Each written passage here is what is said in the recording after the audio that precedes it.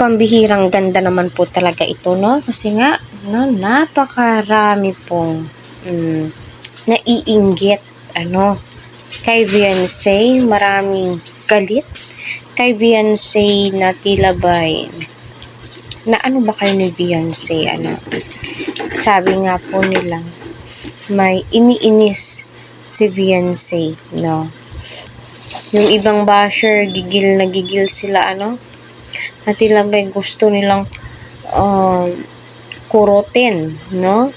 So, alam naman po natin, di nyo po matitibag ang EDSI. Lalong-lalo na po ngayon, ang number 1 reactor ng EDSI supporters or EDSI love team ay si Kuya Val Santos Matubang. At sinabi nga ni Beyonce sa kanyang video sa story number 1, napakarami po nilang basher ni Edu. At si Edu yung nagpapalakas ng loob ni Beyonce. Ika nga po ni Kuya Rab or ni Kalingap Rab, huwag magpa-apekto sa mga basher.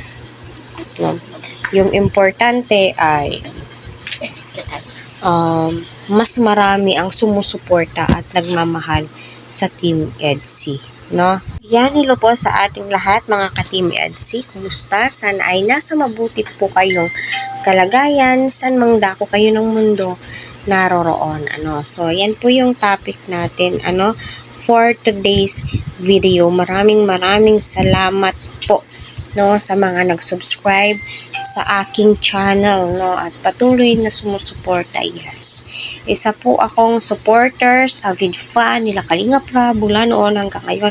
Isa pong reactor ng EDSI, so nakakatuwa naman po, no, pag nalaman mong si EDSI ay natututo na pong ipagtanggol ang kanyang sarili sa mga taong nambabatikos, pilit na dinadown po siya, pilit na pinapabagsak, pero alam naman nating lahat na hindi po nila matitibag ang EDSI kasi nga po marami ang nagmamahal sa kanya. So, ayan nga pong topic natin, may iniinis daw ho ito si Beyonce ng mga basher. Nako, natututo na rin po si Beyonce.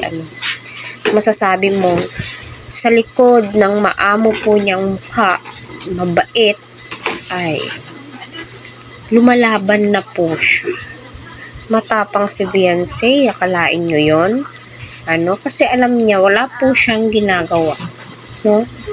Malinis ang kanyang konsensya, diba? Malinis si Beyonce, no? Masasabi mo, go lang ng go, Beyonce, andito lang kami nakasuporta sa'yo at nakaalalay, diba?